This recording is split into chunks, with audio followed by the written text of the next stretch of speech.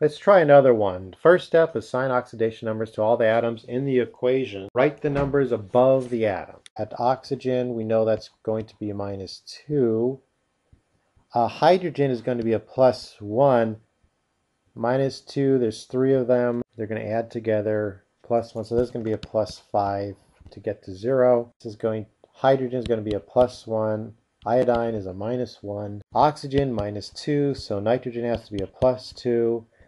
Iodine, diatomic is 0. Oxygen -2. Hydrogen is a +1. So they all should equal 0. So the next step of this will be identify which atoms are oxidized and which are reduced. So let's just look at hydrogen. Hydrogen is 1 here, 1 here, 1 here. There's no change in hydrogen. What about nitrogen? Nitrogen is a +5 here and a +2 there, so some change. So nitrogen went from a +5 to a +2, so that means it gained electrons. To go down in charge, if you go down in charge, you gain electrons, so you are reduced. Let's check oxygen. Oxygen is -2 here, -2, -2. Oxygen is fine. What about iodine? Iodine here is -1, and here it's 0. So we went from a -1 to a 0. Oxygen lost electrons, and that means it was oxidized. So now we know what is oxidized and what is reduced. So we're going to use one bracketing line to connect the atoms that undergo oxidation and another line to connect those which undergo reduction. And then we're going to write the oxidation number change at the end of each line. Before I do that though, let's get rid of all the ones that had really no change because we don't really care about those now. They're fine. So that's all the hydrogens, all the oxygens. So all we're left with is the nitrogens and the iodide. So we can see it a lot better. You don't have to do this. It's just that we can see this much better now. So we go from a 5 to a 2. Means we have a -3 that was reduced. Then we go from a -1. So that means we added 1, excuse me. And so if we added an electron, we lost electrons. We added a plus charge, we lost electrons, that was oxidized. Everything must equal out. So we'll do that in the next section, or the next step. So then what we're going to do is multiply each by each other. So we have 1 times a -3 there. That will equal a -3. And 3 times +1 equals a +3. So they will balance out there. What this is saying is for every 1 nitrogen atom, 3 iodine atoms must be oxidized. 1 nitrogen must be reduced for every 3 iodine atoms that are oxidized. So that means we're going to put a 3 in front of the iodine for every 3 iodine, but that makes it 6 iodines here. So we're going to have to put 6 here. So in a sense, we've just doubled what we're supposed to do, but that's the only way we can do it because of the subscript. We put a 3 there in front of the iodine. Since there's 2 subscript there, there's 2 there, we're going to have to put a 6 in front of this iodine. And then we also have to double what we did with the nitrogens as well. So we'll put a 2 here and a 2 here. Okay, so that took care of the oxidation reduction part, but now we're going to go and see just balancing the rest of it. So number 5, make sure that the equation is balanced for both atoms and charge. If necessary, finish balancing the equation by inspection. So we've taken care of the nitrogens and the iodines. Those were the ones that were reduced and oxidized. But now let's look at the rest of it and see if we can balance it. What about the hydrogens? There's 2 hydrogens here on the left side, +6. That's 8 hydrogens there. We have 2 here, so we'll just do it by inspection. So we have a 4 there. And it looks like that does now finally come out to be balanced. So this was somewhat of a tricky one. And I think it wasn't so straightforward because this 2, when we multiplied the iodine by the 3, as dictated by this caused there to be 6 iodine. So there were 6 here. That in a sense doubled this. So we just doubled that. And then from there, we were able to move on. And here we have our final equation. Okay, let's try problem. Start with oxygen. Our oxygen has a charge of a -2. Potassium is a +1. So -2, that's 8. -8 plus 1, that's a -7. So manganese must be a +7. Hydrogen is a +1, so chlorine is a -1. Cl2, Cl is a -1. Manganese must be a +1. Cl2 by itself, that is 0. Oxygen -2, hydrogen +1, chlorine -1, and potassium +1. Okay, and there was a little error there. That should have been a +2 because there's 2 of these. That was a -2 plus 2 goes to 0. So now what we do is we identify which atoms are oxidized and which are reduced. So let's look at the potassium first. Let's see if it changes. Potassium is +1 over here. It is +1 over there. Nothing happens. Manganese is +7 there and +2. So manganese went from a +7 to a +2. So that must have gained electrons and went down in charge. That is reduced. What about oxygen? -2 there, -2. That's all right. Or was not changed. Hydrogen +1. Hydrogen +1. Chlorine -1 and 0. Chlorine went from a -1 to a 0, so we lost electrons. It is oxidized.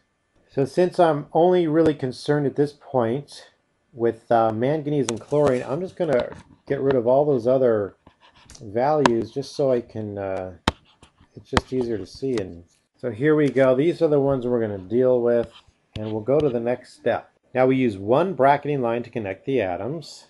So let's go to manganese to manganese. So going from a +7 to a +2, -5, that's reduction. We lost, or we gained 5 electrons. And going from -1 to 0, we lost an electron. So that is oxidation. So we have that number -5 and +1. Go on to the next step.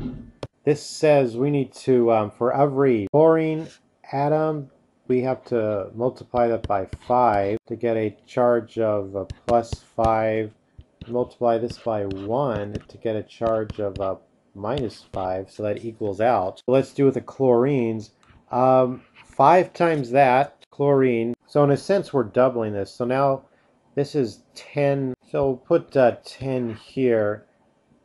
Since we doubled that, we'll put, instead of the 1, we'll put a 2 here and a 2 here. Now let's see if everything, they have 10 plus 4 and then 5. So now let's just go to the next step and balance by inspection, and we might have to change some things around. We see here we have 2 potassiums, so we're going to have to put 2 here. Let's balance these chlorines. Finish balancing the chlorines. That has 2 chlorines here, 10 chlorines plus 4. That's 16 chlorines on the right side.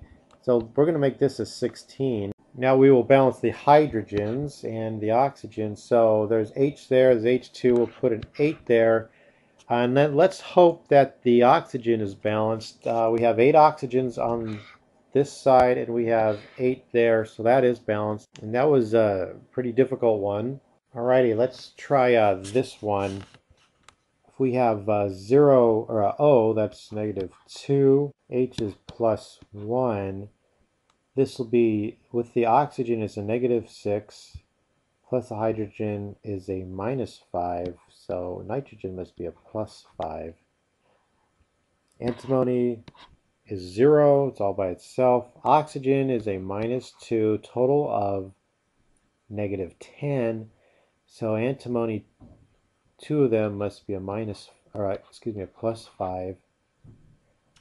Oxygen -2, nitrogen +2. -2 for oxygen here and a +1 for hydrogen. Right, on to the next step. Okay, let's see which ones are reduced and which ones are oxidized. So let's start with antimony. SB. So SB, antimony, it goes from a 0 to a +5, so they lost electrons. That was oxidized. Hydrogen +1 over here, +1 over there is okay. Nitrogen went from a +2 to a +5 to a +2. So nitrogen, there was a change, going from a +5 to a +2. They must have gained some negative charge. They gained electrons. They are reduced, and everything else, oxygen, stays the same. So now we see which ions or atoms are oxidized and which are reduced. Let's just get rid of everything else so we don't have to look at it. It's not in the way. So these are the ones we're going to deal with. Okay, let's connect those lines. Antimony. Antimony, we had a +5, so we lost electrons. That was reduced. Nitrogen, we went from a +5 to a +2, so we lost a charge of 3, but we gained 3 electrons. Oxidized. Okay, antimony, we gained 5, charge of 5, so we lost electrons. That was oxidized. Nitrogen, we got -3, so we gained electrons. That was reduced. This is what we're dealing with. Now we're going to have to swap charges here. So we're going to make the increase and decrease equal. So we'll multiply this one by 3 and this one by 5. So we get a charge of +15 and we get a charge here of -15. That equals out. So that means we're going to have to multiply the nitrogens by 5 and multiply the antimonies by 3. All right, so let's put the 3 in front of the antimony here. Notice the 2. That makes it 6 antimonies. We're going to put a 6 here. So in a sense, what we did is we doubled everything. We doubled 15 to a 30. So if we doubled this, we're going to double that as well. So we're going to put a 10 in front of the nitrogens. So we'll put a 10 there, and we'll put a 10 here. So now we really have a +30 and a -30. So we've done the balancing with those that were reduced and oxidized. Now let's just go and balance the rest of the equation. Okay, so let's see what we have here. The antimonies are balanced. The nitrogens are balanced as well. There's 10 on this side and 10 on that side. What about the oxygens? On the reactant side, there are 30 oxygens. And on the product side, there are 15. So there are 30 oxygens. On the reactant side, there are 15 plus 10. That's 25 oxygen. So we're going to have to put a 5 here. And now we're going to hope that the hydrogen's balanced. So let's look at hydrogens. There's 10 hydrogens here on the left reactant side, and then there are 10 hydrogens on the right side. And that is balanced.